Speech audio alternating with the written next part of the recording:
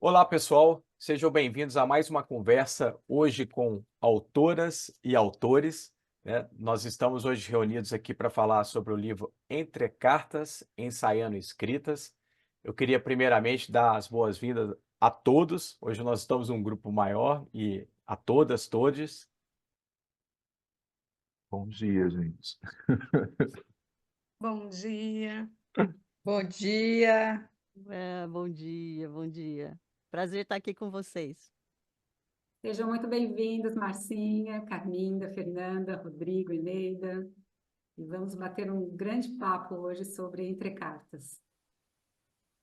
Eu queria começar agradecendo a cada um de vocês, né, pela disponibilidade. Para aqueles que não sabem, esse livro já foi lançado presencialmente no Sesc no final de março, mas o lançamento foi tão bonito, né, foi um evento tão relevante que a gente quis também deixar registrado para as pessoas que não puderam estar presentes, né, poderem capturar um pouco, né, dessa linda obra que foi construída a várias mãos, né. A gente já vai entrar aí na temática da obra, mas então eu gostaria até começar, eu queria pedir talvez a Carminda aí, para falar um pouquinho sobre o grupo Performatividades e Pedagogias, né, que um grupo de pesquisa científica registrada no CNPq, desde 2012, se eu não estiver errado, Carminda, você me corrige, né, Certíssimo. mas eu gostaria que vocês falassem um pouco do trabalho do grupo, né, que o grupo é responsável por essa obra, né, então acho que é legal a gente começar falando do grupo primeiro, antes de entrar na obra. Ok. Bom, obrigado, agradeço demais estar aqui, é uma alegria grande. Essa parceria com a Tesseract foi uma das coisas mais lindas que aconteceu com o grupo nesses últimos tempos. E assim, o grupo de pesquisa, ele abarca artistas do teatro, né? Artistas educadores e arte educadores, quer dizer, professores de artes, né, do ensino básico. Então, eu pego tanto o ensino formal como o ensino não, que a gente chama de não formal. Basicamente, o nosso grupo, o foco dele é o ensino e a educação e arte, vamos dizer assim, né? E como o grupo ele é composto por estudantes, geralmente sob a minha orientação, né? Sejam de mestrado, doutorado, pós-doutorado ou mesmo graduação, ele flutua, ele muda. De tempos em tempos, as pessoas vão, né, enfim, bater asas, enquanto as outras ficam, outras chegam. Então, os interesses, eles vão também flutuando. E nesses últimos 3 anos, vamos dizer assim, o nosso interesse foi se focando muito para a questão da escrita acadêmica, né? Da gente discutir um pouco até quanto a gente pode entender a escrita acadêmica como um espaço de escrita de si, de reflexão sobre a própria a escrita como pesquisa também, né?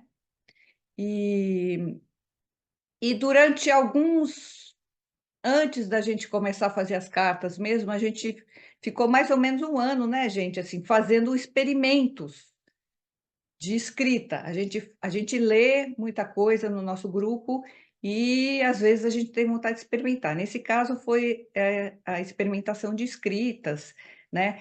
Teve uma tese que saiu logo há 2 anos atrás do Helder, que ele não está aqui, mas ele é do grupo também, em que ele ensaiou, né, no seu doutorado, a escrita de cartas para os autores. Quer dizer, em vez de ele fazer citações, ele fazia um relato de experiência dele como artista, professor dentro da ETEC, que é uma escola de artes, né, em São Paulo, e ao invés dele fazer as citações, porque tirava a fluidez, né, da contação que ele estava fazendo, ele resolveu fazer cartas aos autores. Então, foi a nossa primeira experiência, porque é uma experiência individual, mas aqui também é coletiva, né?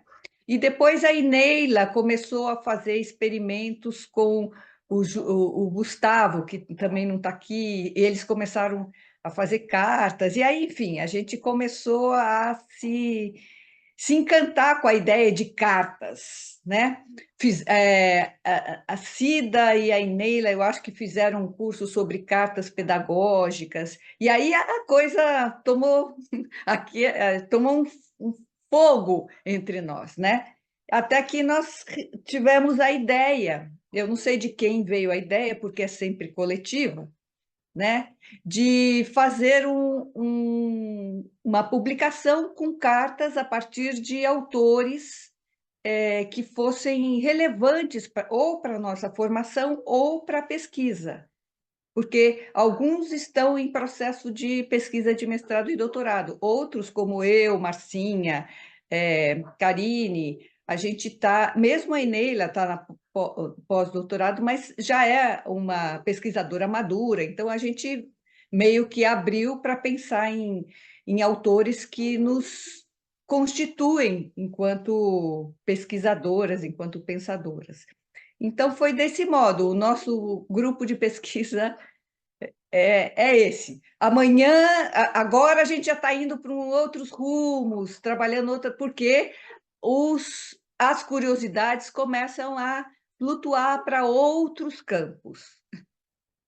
Acho que é isso. O pessoal quiser falar também.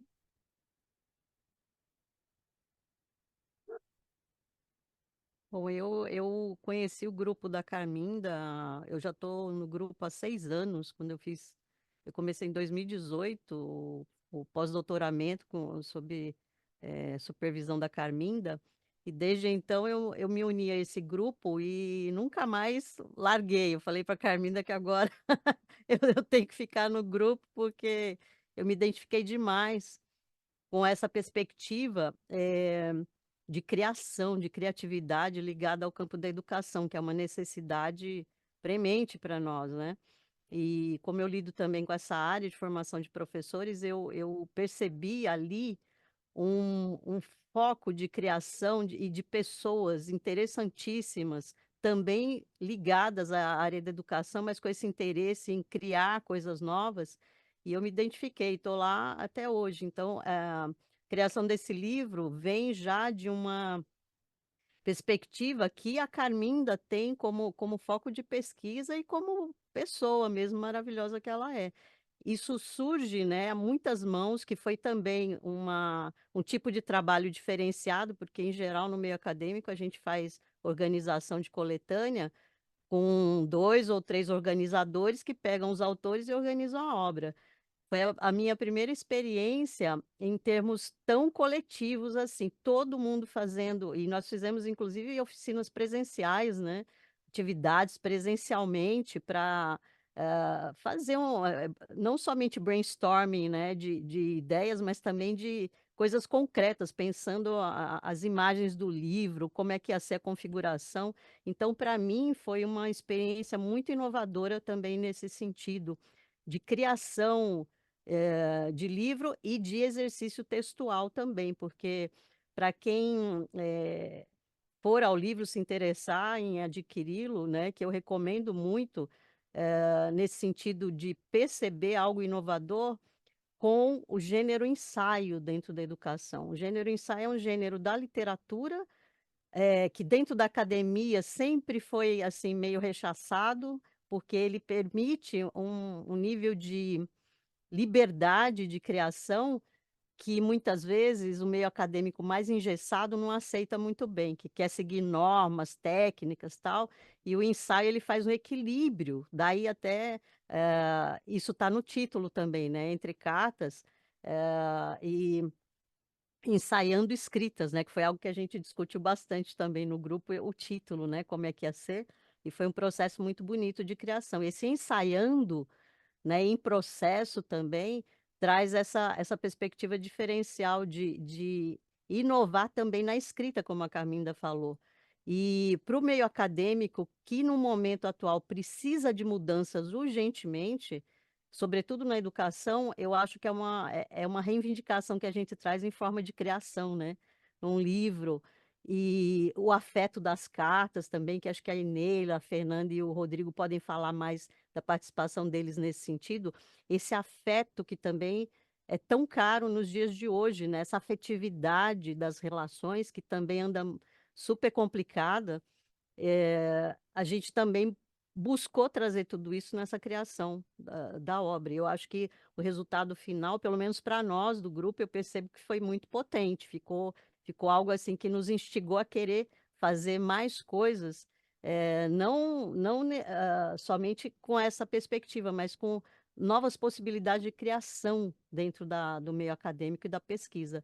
Eu acho que isso é o diferencial dessa criação, desse livro, né, criado por um grupo, né? Tanto é que não tem organizadores nem autor. O nome, abaixo do título está o nome do grupo, como criação, que para mim também foi uma novidade muito bem-vinda dentro desse meio que a gente atua. Tá? Então, era isso. Acho que os demais podem falar um pouco da participação deles agora. Ah, eu quero pegar um gancho do que a Marcinha trouxe, né, sobre essa questão dos ensaios. Eu falei isso até lá no lançamento do livro também, mas eu acho importante demarcar primeiro porque eu tô no mestrado com a Carminda me orientando, né? E, e eu venho trabalhando ao longo dos últimos anos no terceiro setor, em ONG, em instituições públicas, privadas, é, na rua, em boate, aonde me chamam para trabalhar com arte e educação, eu tenho ido.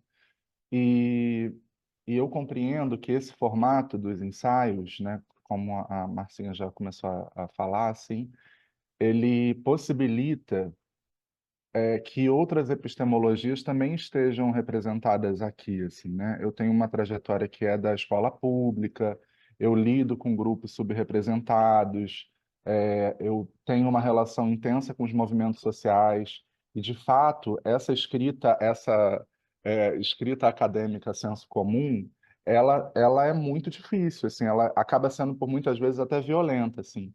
Eu compreendo agora, né, já passado 2 anos do mestrado, que é importante também aprender essa linguagem para que eu possa, inclusive, fazer parte dessa comunidade, né? Mas como que ao fazer parte dessa comunidade eu não diluo a minha individualidade, eu não diluo a minha trajetória, eu não diluo a minha comunidade, porque eu não estou falando, né? Não falo em nome de uma comunidade, mas eu falo junto com uma comunidade, né? Uma comunidade que ela é expulsa das escolas, né, falando da comunidade LGBT especialmente, mas uma comunidade que tem uma evasão enorme, né, num país que mata pessoas trans, o primeiro do mundo, né, há anos na pesquisa levantada justamente para entender as violências contra corpos LGBTs. Então, a, a possibilidade de ensaiar outras escritas é também uma possibilidade de garantir a entrada, mas a permanência epistemológica de outros grupos que não estavam na academia antes, ou se estavam num processo de formatação de uma escrita única válida. Então, para mim, é muito importante fazer parte de um processo que, e dentro dos estudos que a gente está desenvolvendo agora no grupo, também olhando para a contracolonialidade, decolonialidade, né? Eu acho que é interessante pensar sobre isso, mas o meu exercício tem sido praticar esse exercício. Eu acho que quando a gente assina um livro coletivamente, né? Quando a Carminda possibilita que outras escritas tenham um valor, um peso, uma legitimidade acadêmica, né? Quando a gente se reúne nesse grupo, isso me dá um outro desejo e uma outra possibilidade de pertença nisso que a gente chama do espaço acadêmico, assim. Então, queria fazer essa demarcação porque eu tenho, né, o meu trabalho é muito cruzado num lugar ativista, assim, então para mim é importante fazer essa demarcação aqui, e também deixar o convite para vocês lerem que tem griteiro no livrinho.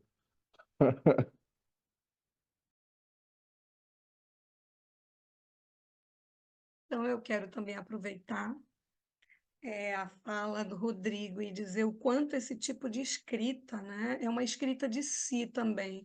Eu me contei muito enquanto eu apresentava Paulo Freire, enquanto eu dialogava com Paulo Freire, então era um diálogo também comigo, apesar de uma escrita mais livre, eu acho que libertária, já que estamos falando de Paulo Freire, ela tem uma pedagogia específica. Então, eu nunca tive que voltar tanto às minhas memórias, aos escritos de Paulo Freire, para escrever tão pouco. A minha carta é quase assim um bilhete para Paulo Freire, mas que me consumiu, né? Então, eu tive que voltar na minha história, tive que reler muitas obras de Paulo Freire, me senti muito à vontade para que a escrita saísse espontânea. E isso me afeta. Com essa experiência, hoje a minha escrita é mais leve. Quando eu estou orientando no mestrado, eu tento trazer também esse momento de relaxamento de muitas técnicas, de muitas regras, né? E fazer com que a pessoa se encontre nessa escrita. É um ensaio, então precisa de treino. E como a Carminda falou, eu cheguei a fazer um curso de cartas pedagógicas e me encantei porque eu considero hoje uma metodologia quase, né, uma metodologia científica. São vários mestrados e doutorados já a partir das cartas. E eu fico muito encantada. É uma obra que você não precisa ler de forma linear, do início ao fim, então ela é muito espontânea. Você pode começar do final, ou pode pegar uma carta e passar um tempo, ler uma outra carta, e essas cartas te levam a uma curiosidade, você quer entender, quer conhecer mais esses autores e autoras escolhidas, então você sai dessa leitura com uma complexidade epistemológica. É muito rico. Eu também indico, super indico essa leitura diferenciada e que ela tem que adentrar nesses universos acadêmicos fechados. Então, é isso. Eu vou falar um pouquinho aqui. Eneile Rodrigo, né? Depois de uma Márcia, que eu amo tanto, assim. Eu acho que é tão importante citar também isso mesmo que o Rô estava falando, né? Quando eu tive aula com a Carminda, e ela não é minha orientadora direta, digo, ela é minha orientadora de vida, né? Aí é um outro lugar. E que ela veio com essa possibilidade, e eu e o Rô, né, a gente trocou no sentido, o que a gente faz? Como que é essa escrita, né? Como que a gente vai dar conta disso? Que difícil, né? E nos vários exercícios que nós fazíamos, na disciplina da Carminda, ela falava, não tem certo e errado, é uma coisa que eu, né, que eu gosto, não tem certo e errado. Eu falava, meu Deus, né, como assim não tem certo e errado? Ao mesmo tempo me dava muita segurança nisso, tipo, eu não estou errada, né, não estou no lugar errado, não estou na competência errada, porque eu, enquanto uma mulher preta, né, vejo muitos olhares, né, vejo e sinto, né, essas determinações sociais, culturais, né, do que é para mim e do que não é para mim, né, num sentido até de tentativa. E aí, falando um pouquinho, né, do capítulo que eu sou responsável, eu falo muito da Esperança Garcia, esperança, né, que ela traz no nome. E na minha vida, né, tem muito essa relação, né, de fé, de esperança. O que eu espero, né? O que eu espero e qual a minha esperança nesse esperar, né? E aí a Carminda me deu um outro norte, assim, de vida mesmo. Eu acredito que nada seja por acaso mesmo, né? E ter essa aula com a Carminda me deu possibilidades dessa continuidade, né? Desse pertencimento que o Rodrigo falou, de falar, não, por mais que hajam olhares e hajam falas, né? No sentido violento mesmo, acadêmico, que o meu lugar não é ali, eu posso estar aonde eu quiser, né? Existe uma adequação de tudo isso, então essa questão também da coletividade pesou muito, né? Porque são várias mãos, né? Várias visões, vários olhares que podem se unir, né? Em prol de algo. Então, para mim, assim, é uma experiência de vida mesmo, né, não é aquele livro que vai ficar ali num sentido de: "Ó, publiquei", não, é de vida mesmo, né, e foi a primeira, vamos, né, publicação, assim, de vida. Nossa, a minha carta virou uma publicação, como assim, né? Academicamente, como é isso? Emocionalmente eu já sei, né? Eu sinto, eu falo, né? Mas como colocar isso na academia? Então, essas potências que a Carminda traz de uma forma libertária mesmo, né? No sentido, tá bom, precisamos do acadêmico, nós vamos conseguir compilar tudo isso, né? Mas eu quero que vocês falem de vocês, dos seus sentimentos, e que é o que eu acredito, que é o ser humano, né? É o ser humano que sente, que pensa, né? Que aprende e apreende várias sensações ao mesmo tempo. Então, foi incrível, assim. Tô ausente do grupo, né? Por questões pessoais e tal, no momento, mas a potência, né, de todo esse grupo, e fico muito curiosa, né, quando a Carminda fala que agora existem flutuações para outros lugares, eu fico com essa esperança de saber para onde vão, para onde vão, que eu não quero perder, né, esse leme junto com eles, não, né, seja numa maneira de ver, de sentir, porque tinha muito isso, né, nas nossas práticas, assim, um lia, um tentava adivinhar o que era o outro, né, eu lembro de uma atividade que ela fez, então a gente tinha que falar de objetos e os outros adivinharem através da escrita, e isso dá um gás de vida mesmo, né, pedagogicamente falando, artisticamente falando, humanamente falando, né? Que às vezes eu me questiono muito, nossa, será que o humano é tão racional assim, né? Ou a gente precisa se render a uma certa subjetividade, né? Sair desse academicismo mesmo, ali tão, né, quadradinho, tal. Onde vai esse pensar? Onde vai essa criatividade? Então, eu tenho que falar que leia um livro, porque tem histórias e sentimentos para todos os dias, né? Um dia bom, um dia não tão bom, mas que todos esses contos, né, acabam se transformando em uma potência, uma força mesmo de vida. Pelo menos é isso que significa para mim. Então agradeço, né, mais uma vez por poder falar um pouquinho dessa potência que é o grupo de pesquisa da professora Carminda, assim, que é realmente incrível, assim, realmente, é aquela fala, né, só quem está lá sabe, né, mas através do livro dá para sentir um pouquinho, sabe, aprender um pouquinho disso que a gente passa, de uma forma tão generosa, assim, é isso.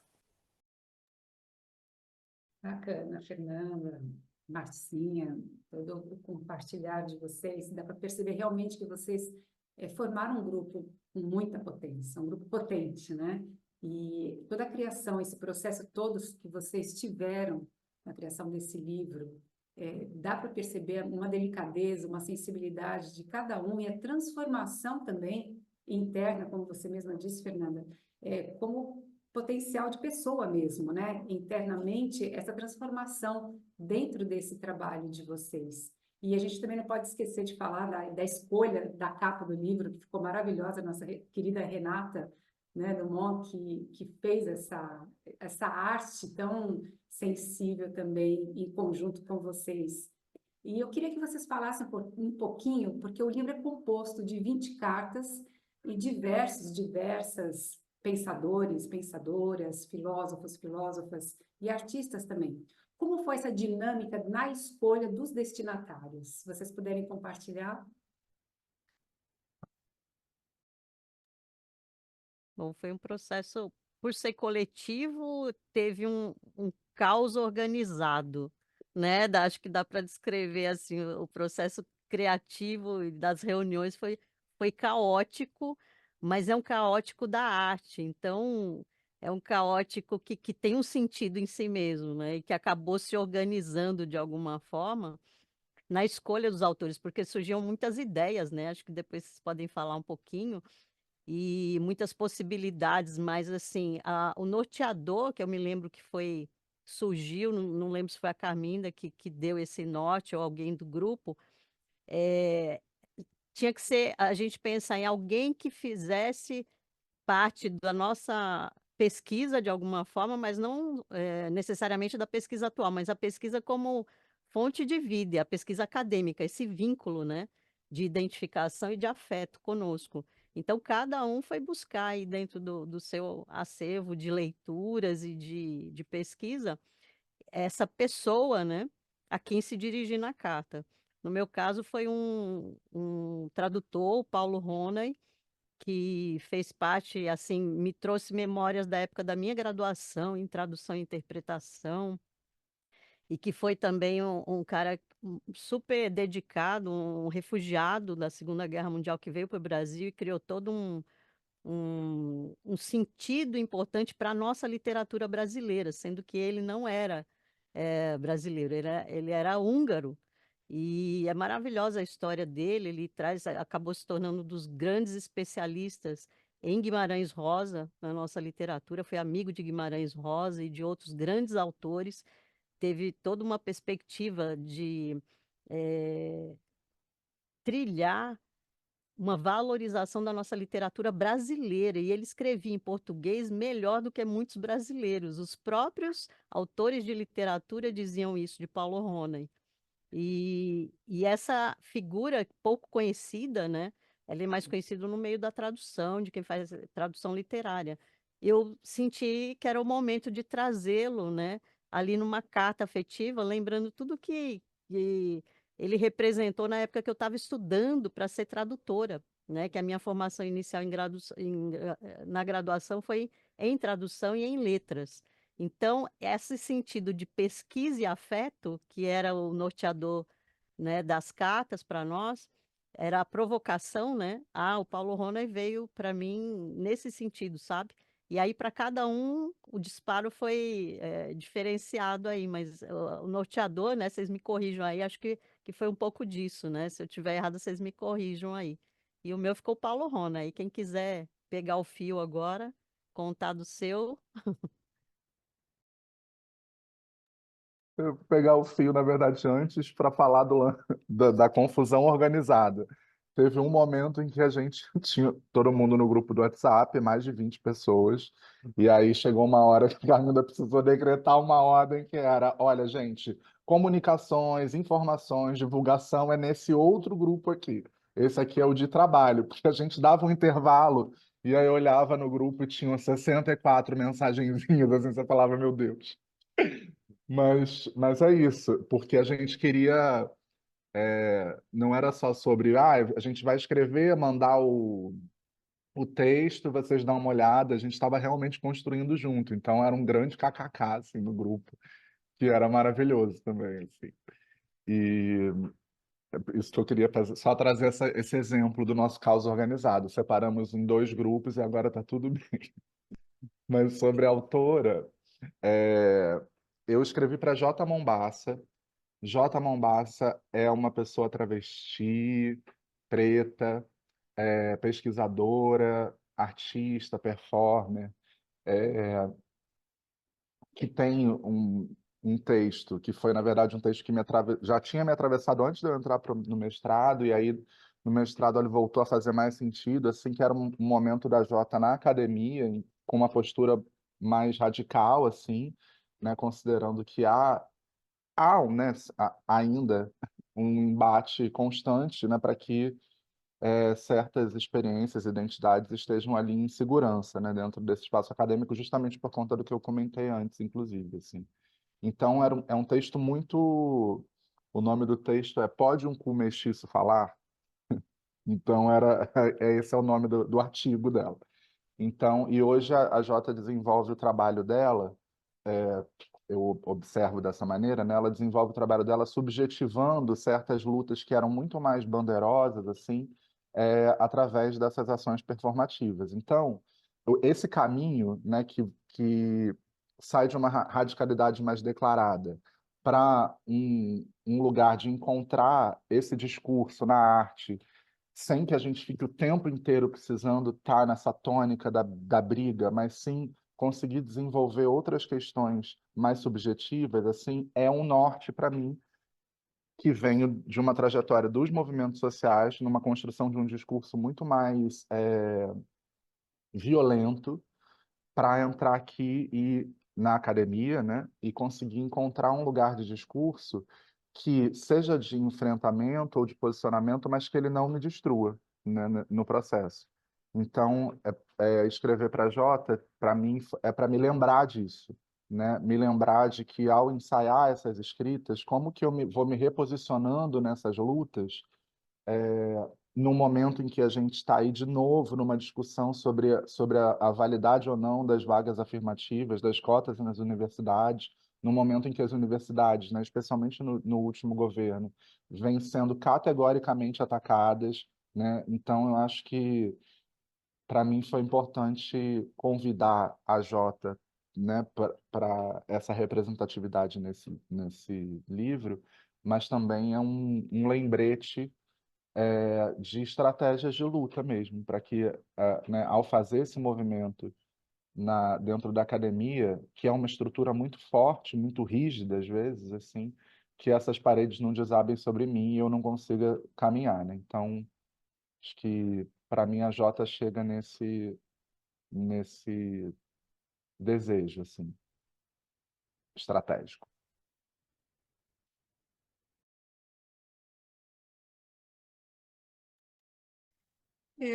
Eu pensei em muitas mulheres, né? Foi um momento assim tenso, porque eu dizia, Neila, você tem que escrever para uma mulher que você teve todo um olhar sensível, aprendizados. Aí eu pensei em Ana May, em Cora Coralina, Gisele Barré, mas eu não conseguia escrever. Eu começava esse treino e travava. E Paulo Freire, a gente estava saindo de um momento político muito delicado de negação a todo o seu legado, né? Eu digo, não, é Paulo Freire. E eu tinha passado pela experiência no mestrado de uma escrita também de um livro que é Conceitos de Educação em Paulo Freire, onde mais uma vez a gente teve que rever, ler suas obras, dividir em grupos, tarefas, né, de trazer os conceitos, as palavras de Paulo Freire forte para a educação e para a gente, estudante, educador, artista, como é que chegavam essas palavras. Aí eu não tinha dúvida, é Paulo Freire. E o interessante é que não se repetiu autores e autoras, ninguém sabia qual seria o autor, a autora de cada membro do grupo, e ficávamos ansiosos, porque recebíamos uma semana antes uma ou duas cartas, fazíamos essas leituras, às vezes até respondíamos com outras cartas, né? Era um momento muito nosso, sem a pretensão do livro, era um momento investigativo, né? De entender, de estudar. Então, assim, foi maravilhoso. E Paulo Freire, eu comecei a lembrar de coisas delicadas da vida, o sabor predileto do sorvete, quando eu o conheci aqui no Amazonas, meados da década de 1980, lembrando hoje aquele calor, o suor, e eu comecei a refletir, eu daria o sorvete predileto de pitanga, eu sentaria, colocaria uma cadeira debaixo da sua mangueira predileta, enquanto árvore. Então, assim, é trazer mesmo essas memórias e aproveitar o momento que era o livro de trazer o autor, a autora, que mais emergencial possível. Naquele momento era Paulo Freire, né? Então, assim, fiquei muito feliz pela escolha e fico em débitos ainda para outras edições, quem sabe para outros momentos, para pessoas importantes como Ana May Barbosa na minha vida, como pessoa, como artista, né? Então, assim, foi uma escolha assertiva.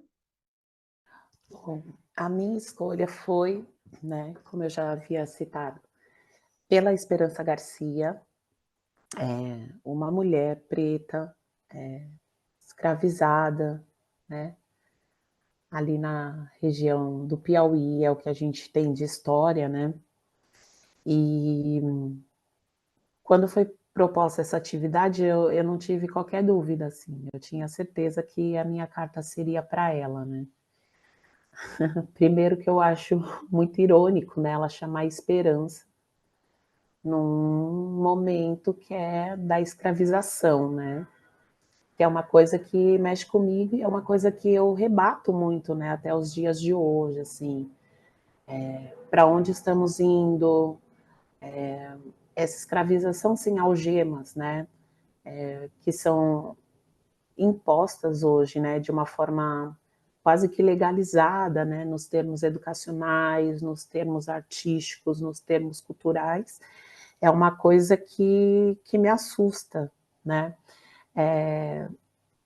Tem algumas citações, né, muito populares que às vezes falam assim, ah, nada me assusta no ser humano. Não, ainda o ser humano consegue me assustar, né? Porque eu acho que é tão potente essa racionalidade, né, que eu acho que é uma potência usada em prol de coisas tão suspeitas, né, que é uma coisa que me assusta, assim, né?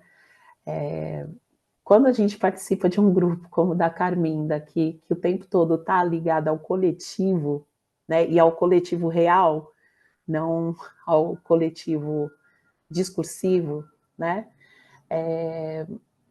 eu acho que fica mais incômodo isso para mim, né, no sentido social mesmo, né, porque é uma coisa que flui muito, muito bem, assim, né, de uma forma, volto a dizer, né, essa palavra potente.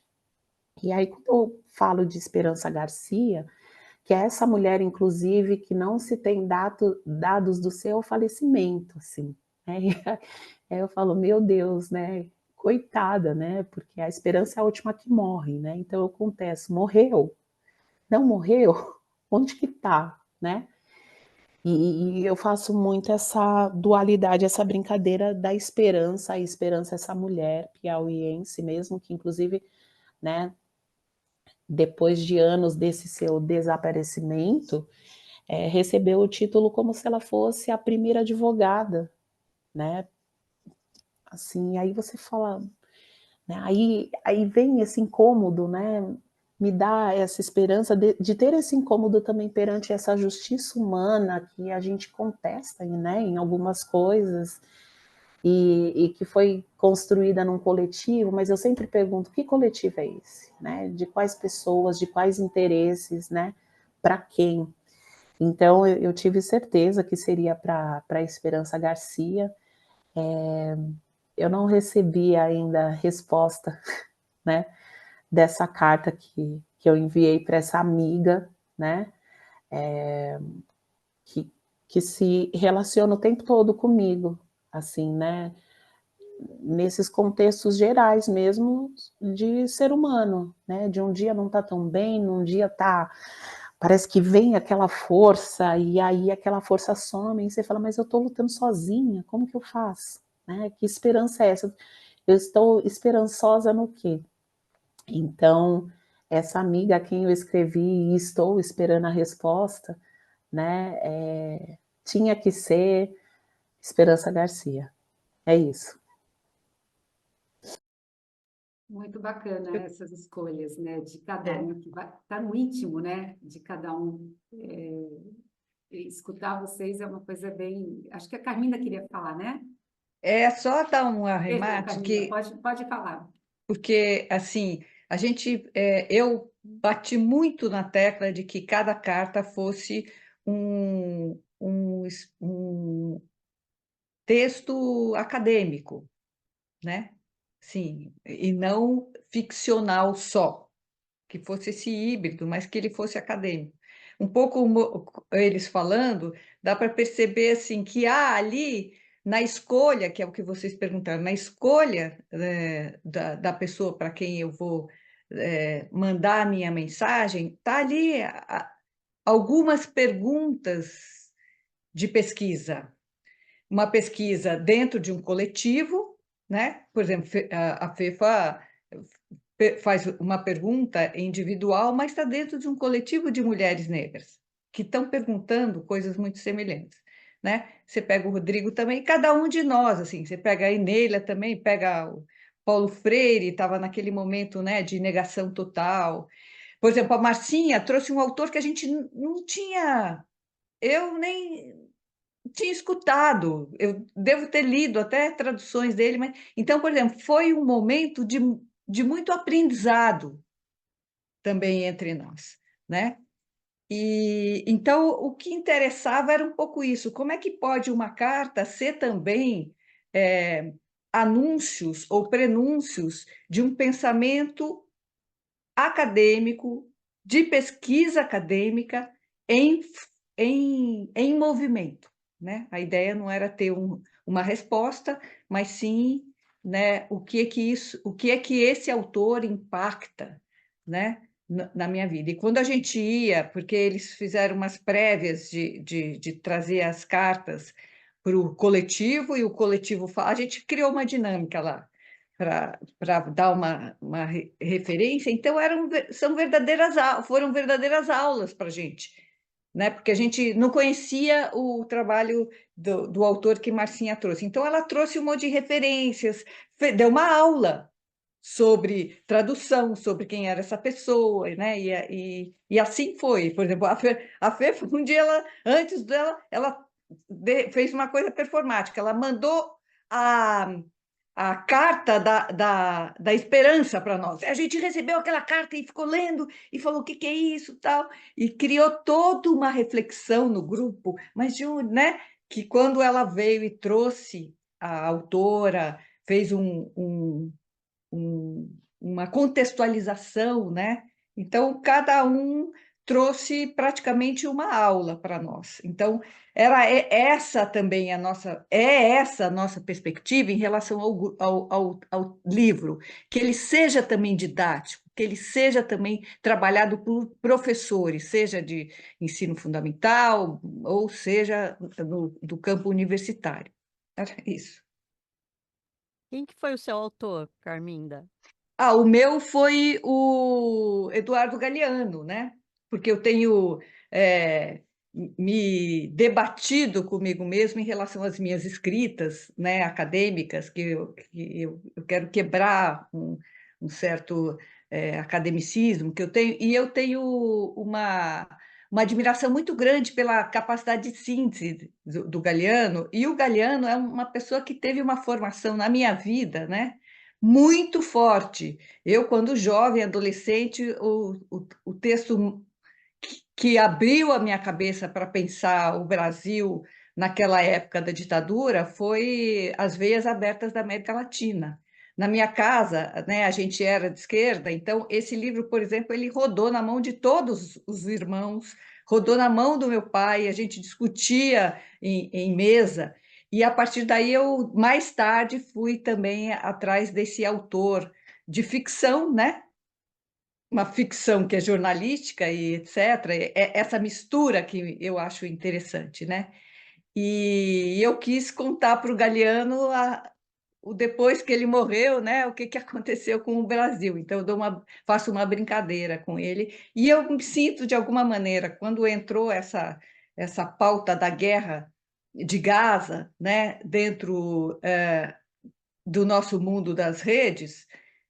Muito das falas do Galeano retornaram para as redes, e de alguma maneira eu me senti respondida pela carta.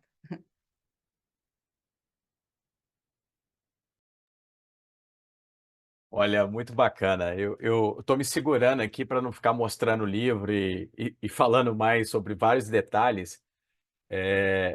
O livro, além dessa capa lindíssima, como a Lili comentou, da nossa amiga Renata Dormont, que é uma artista de mão cheia, né? O livro começa já com um sumário muito diferenciado, poético, né? E com uma escrita belíssima, né? Talvez pela câmera aqui não vai dar para capturar toda a beleza, né, que ficou internamente o livro, mas eu queria dar o relato aqui. Claro, tem que assumir que tem um viés, primeiro porque a gente na editora ficou encantado com a obra, né? Desde o início a gente falou isso com vocês, né? Mas a gente tem tido um retorno muito bacana dos leitores que estiveram presentes, né? Comentando da beleza dos textos, tanto no caráter de exprimir conhecimento, colocar pesquisa muito bem feita num formato de carta, né? Mas ao mesmo tempo são textos ensaísticos, poéticos também, né? Poderíamos dizer assim, que tem uma escrita leve, uma escrita que nos captura, né? Então fica o convite aí, né? Mais uma vez aqui mostrando o livro aqui, que realmente ficou um livro belíssimo, né? Infelizmente a gente vai caminhar para o final. Eu vou fazer uma última pergunta para vocês. Diria que ficaríamos horas aqui conversando, né? Um bate-papo muito gostoso e muito significativo, né? Então acho que eu já vou antecipar até o meu agradecimento mais uma vez a vocês, né, por toparem participar aqui. Eu queria pegar essa essência do livro, essa questão tão atual dele, e lançar uma pergunta que eu acho que tem tudo a ver com o grupo, né?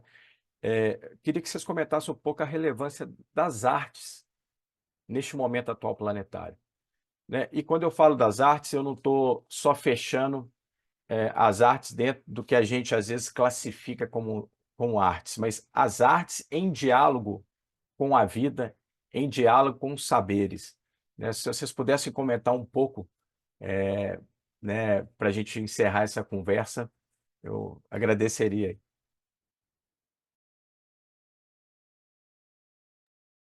Posso começar dizendo que é fundamental que nós percebamos, sobretudo no meio educacional, mas não somente, como sociedade, né, a importância da sensibilização, né, eh, por meio dos afetos e que a arte proporciona, né? A arte é aquilo que vai direto no afeto, toca o outro pelo sentimento, né? Mas não somente o sentimento por si, mas a grande arte, né? E há muitas possibilidades de definição, mas uma que eu quero trazer aqui que dialoga com a perspectiva do livro e do grupo e que eu percebo é a arte que faz sentir e pensar também. Pensar a nossa condição, pensar a nossa situação individual, mas dentro de um coletivo também, não só localizado, mas planetário, sabe? Então, essa sensibilidade que é uma estesis, né? É uma estética do viver, né? Que a arte proporciona, no mais amplo sentido do termo, todas as artes, né? Eu acho que até o sentido plural ele faz mais sentido dentro dessa perspectiva, né? É fundamental que nós nos lembremos disso na atualidade, nesse momento tão complicado de extremismos que estão surgindo planeta fora. Eh, a arte eu vejo, e no sentido até, né, que é muito particular meu, espiritualista mesmo, sabe?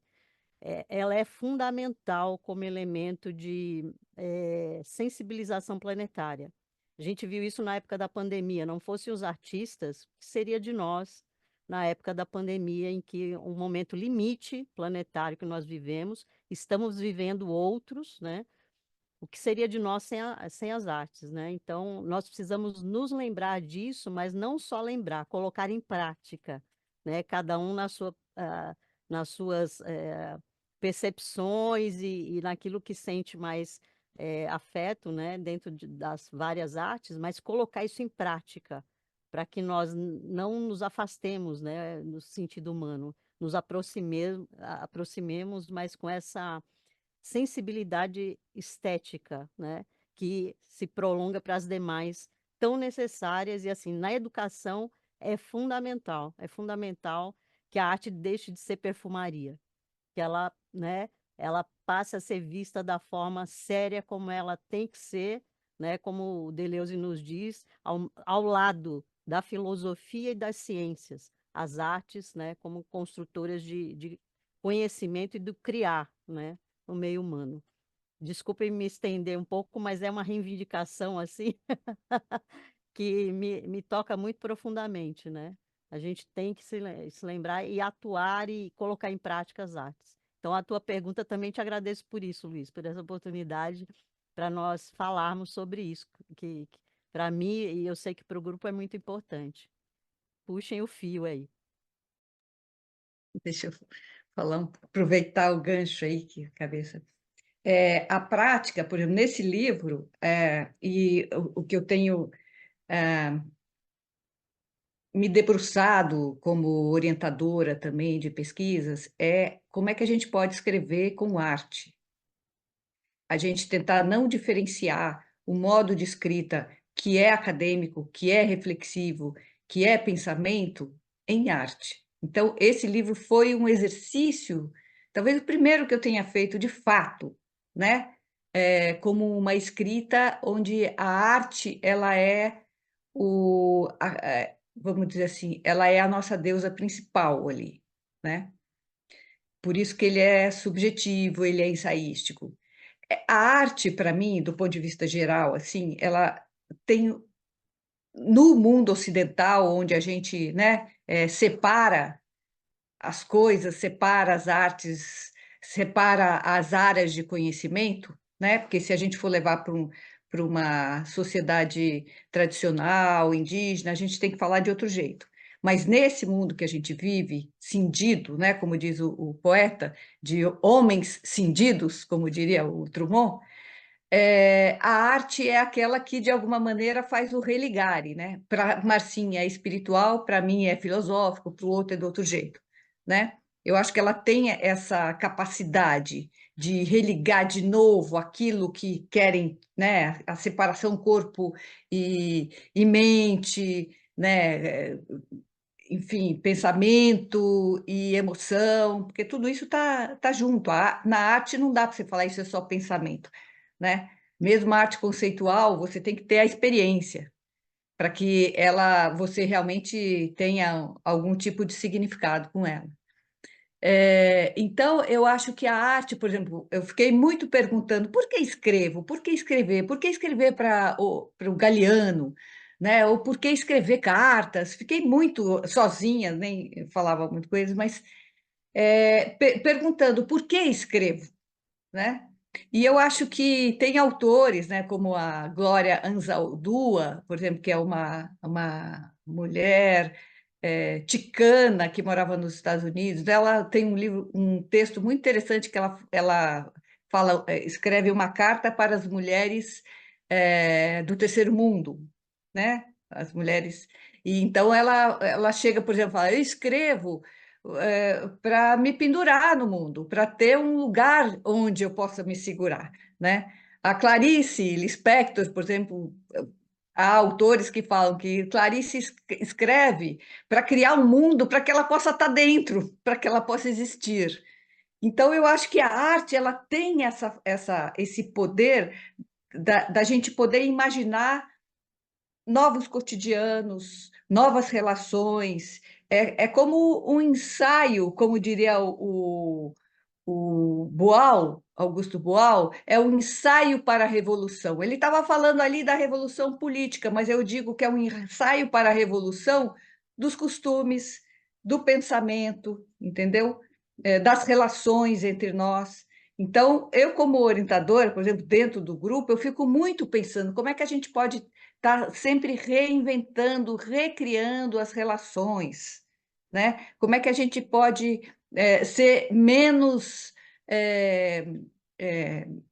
contraditório se a gente tem um discurso libertador. Então, como é que a gente pode exercitar isso no grupo, no aqui e agora, na relação com o outro, no ouvir a carta que o outro está me propondo, né? Então, eu acho que isso muito vem de que todos nós aqui somos relacionados com as artes, somos artistas, né? A Marcinha e a Karine gostam de dizer que não são artistas, né? Mas todas são artistas, né? Todas elas. Eu conheço todas e todas fizeram experimentos, então não existe não ser artista. A arte, o artístico é uma condição humana, eu diria, né? Então, para mim, nesse caso, tem não é a única, mas é uma das perspectivas que eu acho fundamental quando você trabalha. Quando você tira a arte da escola, você tira a possibilidade da criança e do jovem estar inventando,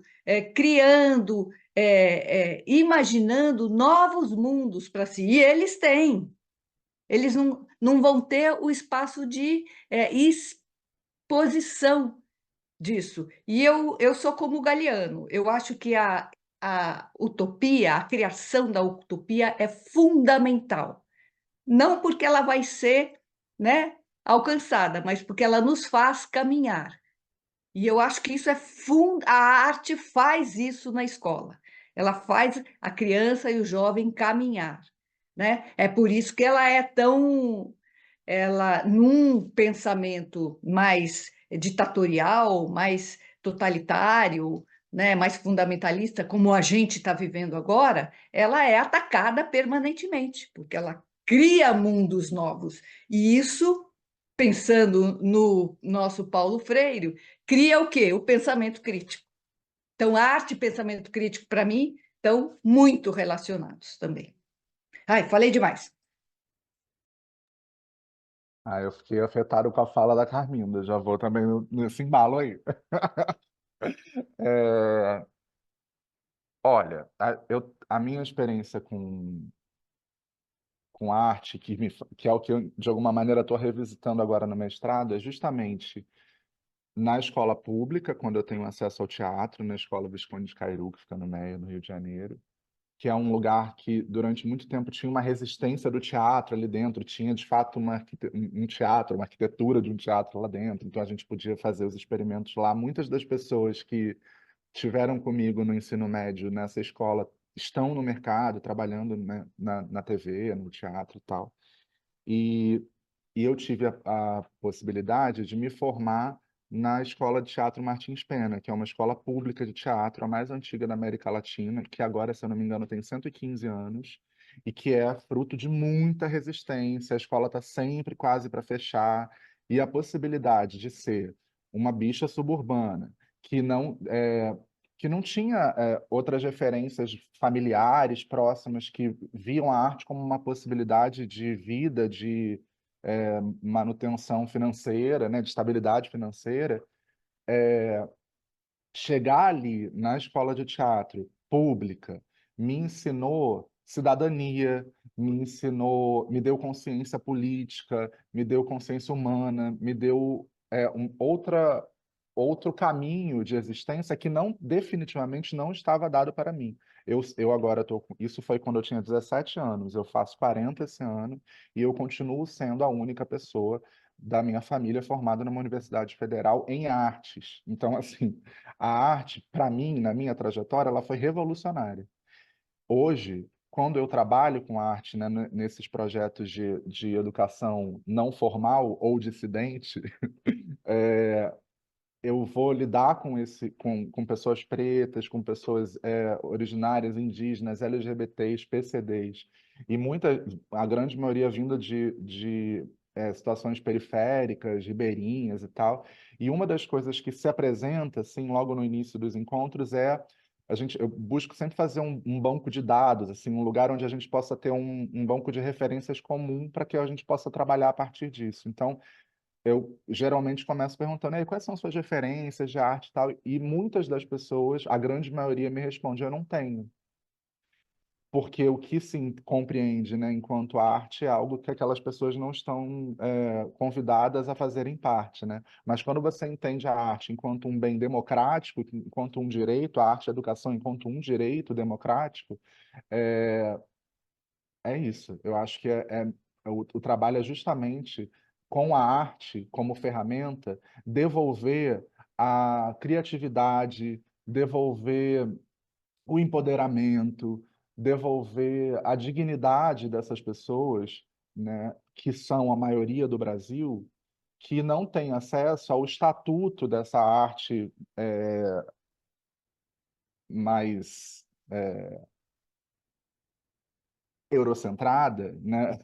Conceitualmente mais eurocentrada, mas que, a partir do momento que ela se permite, se autoriza a poder ter a arte como um dispositivo de revolução, de transformação pessoal e, por isso, do seu coletivo, né? Para mim, a arte é fundamental para a gente construir uma nação que, de fato, faça jus a quem nós somos a partir do momento em que somos colonizados, né? E como que a gente olha para isso hoje, se responsabilizando com essa reparação histórica. E eu acho que a arte é fundamental, assim como a educação, para que a gente consiga, de fato, construir juntos e juntos, um país onde caiba todo mundo e onde a gente onde a gente viver não seja uma luta, mas seja um direito, assim. Então, eu acho que a arte, para mim, ela é uma ferramenta fundamental de democracia, de justiça, de vida e de combate às violências para todo mundo, mas especialmente para esses grupos que são marginalizados por essa estrutura que é colonial, que é capitalista, que é patriarcal, e aonde não cabe todo mundo, né? Mas a gente está aqui, a gente vai caber. Eu acho que a arte é uma ótima arma para isso. E aí, só uma curiosidade da capa também, que é das cabecinhas artísticas do grupo, chegou um momento em que a gente, até agora a gente está lendo o Nego Bispo no grupo, mas pensando, né, num convite que os povos originários e povos pretos nos fazem em relação a uma tecnologia ancestral, assim, de como que a gente se pensa enquanto, para além da humanidade, né, como a gente se pensa integrado, assim.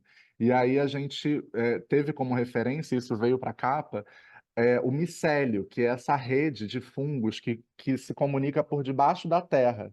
E aí, quando, por exemplo, um grupo de árvores está ali no mesmo território, elas, pelo micélio, conseguem comunicar: ó, aqui está faltando água, aqui falta e elas vão se movimentando por debaixo da terra, assim. Então, eu concluo dizendo aí como simboliza a capa do livro, né, que a gente vai fazendo esse hackeamento subversivo assim, ó. Ah, são só cartas. Ah, são ensaios. É só afeto. E aí, quando a pessoa viu, ela já está na nossa rede. É isso.